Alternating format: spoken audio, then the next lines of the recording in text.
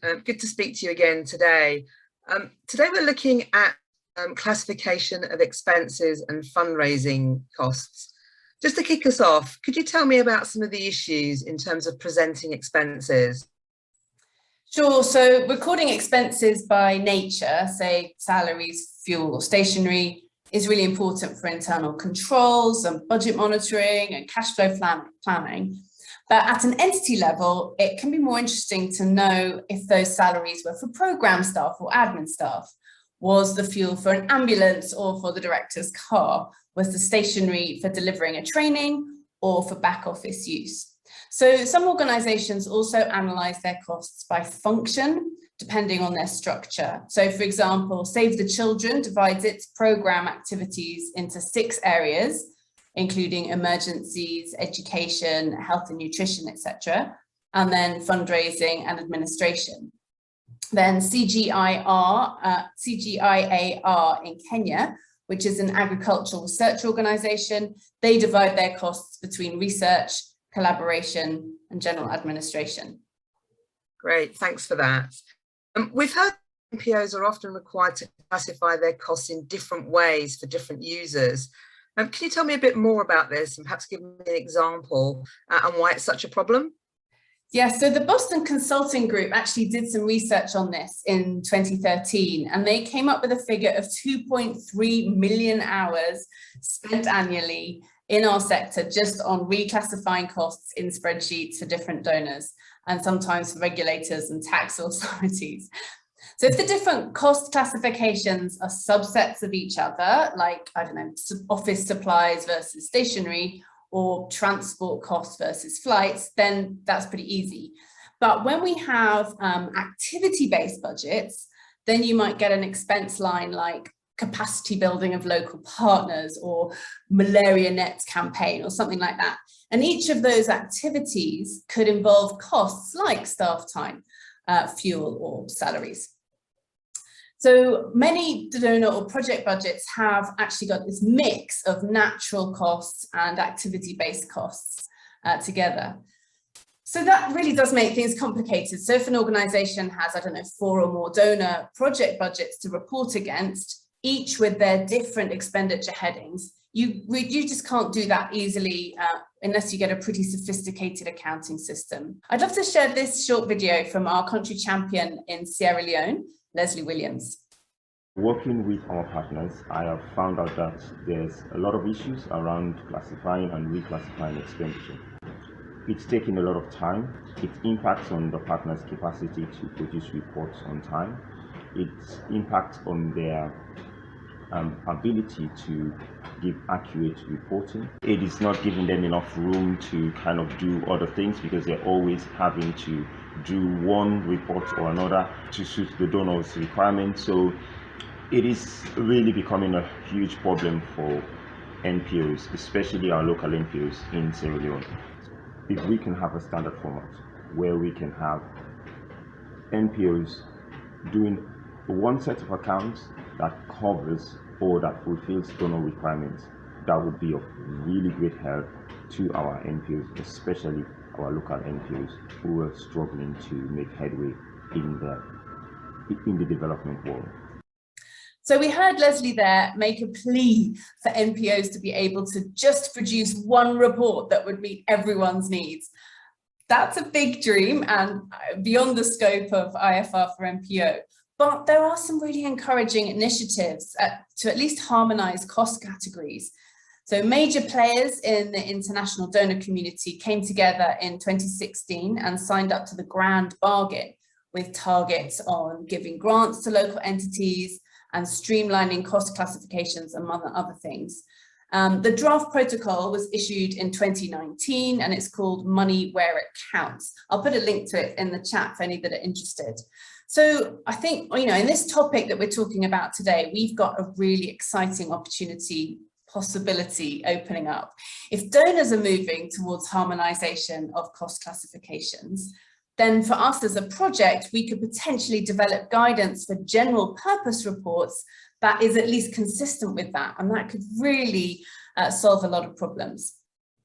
Linking back to that earlier conversation about nature or function, the money where it counts protocol does take a hybrid approach with a natural classification for direct program expenses, staff costs, travel, capital expenditure, downstream partners, suppliers and running costs, and then a single line for indirect costs, just to give some sort of context for the webinar as we move on. Yeah, Sam, that's really interesting to hear what you said there, and some opportunities there too. But it doesn't sound like we've yet got a single obvious solution here, so plenty of work to do.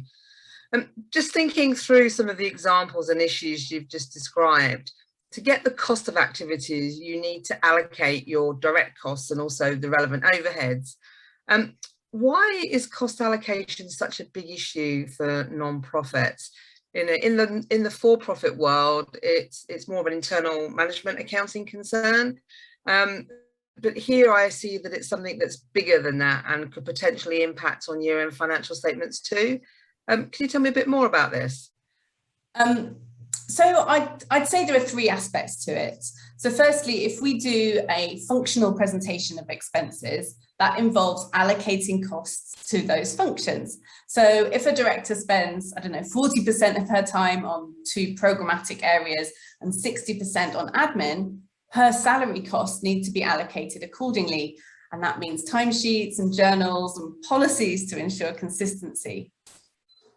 Then there's that second aspect of apportioning the costs of the administration function, say from finance, IT, human resources, and that 60% of the director, to the different projects and activities that use those services.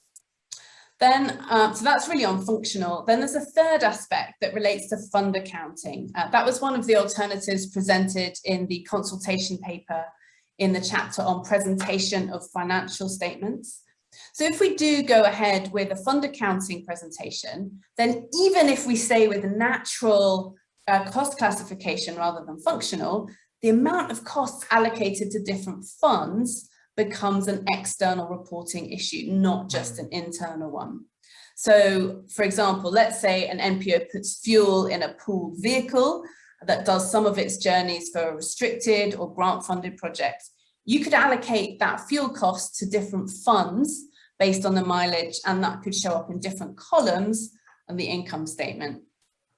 Yes, I can see there's some big challenges there. And you know, you've talked about admin, overhead, or indirect costs, and I think sometimes those terms are used interchangeably. But I can see that there would be advantages to more transparency in that area. But are there challenges too? Yes. So on the one hand, having an agreed way to define and present admin costs, leading to an objective, audited, indirect cost rate, that could be really great. It could bring transparency about the true full cost of delivering programs. It could help organizations and donors to negotiate fair rate. For example, if an NPO's real actual indirect rate, i.e. its indirect over direct, is 15%, but one of their donors will only contribute 5%, that's a real problem. So transparency could help build trust and create an environment where donors are more confident to contribute a fair amount to cover indirect costs. That in turn enables organizations to invest in their own systems and capability. So that's one side. But at Humentum, we've been working on an administrative costs research project comparing the admin costs of 90 organizations from 10 countries. And my colleague there cautioned that we need to be really careful what we wish for.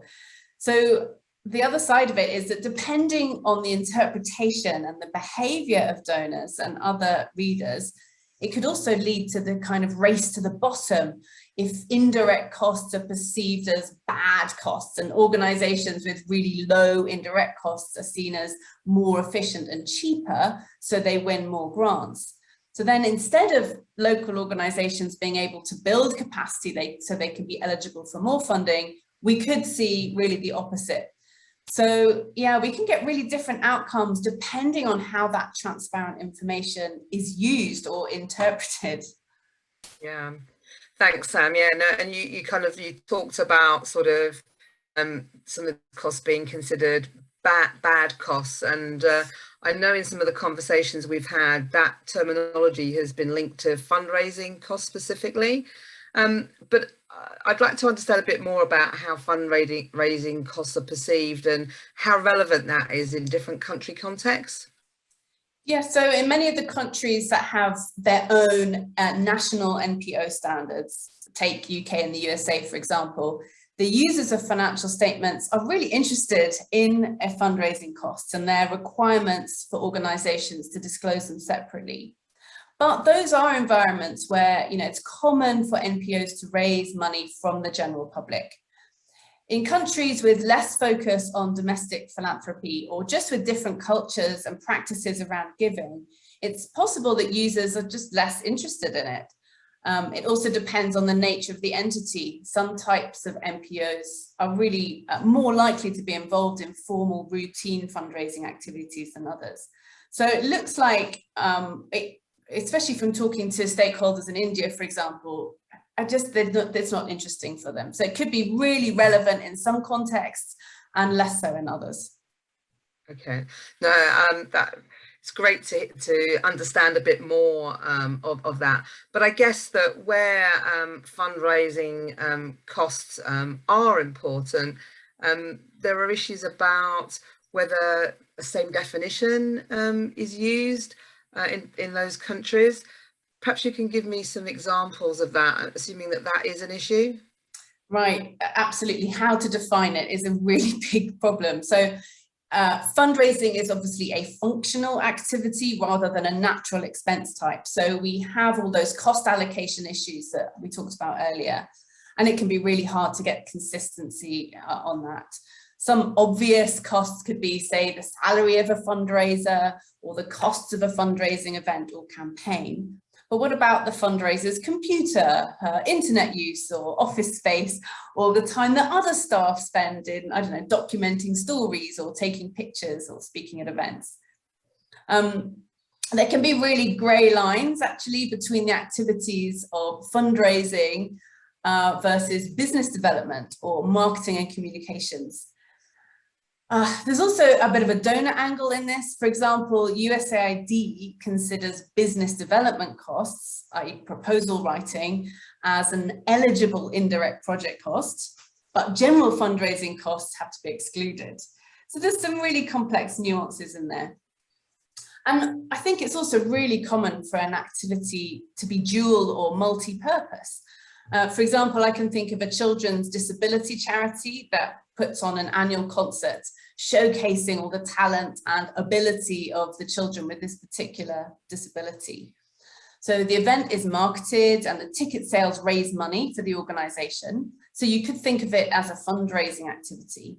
But honestly, even if it made no money, it's a missional activity in its own right by building the confidence of the young people that perform and changing the perceptions of those that watch. So, where do you draw the line to define which of the associated costs are fundraising costs?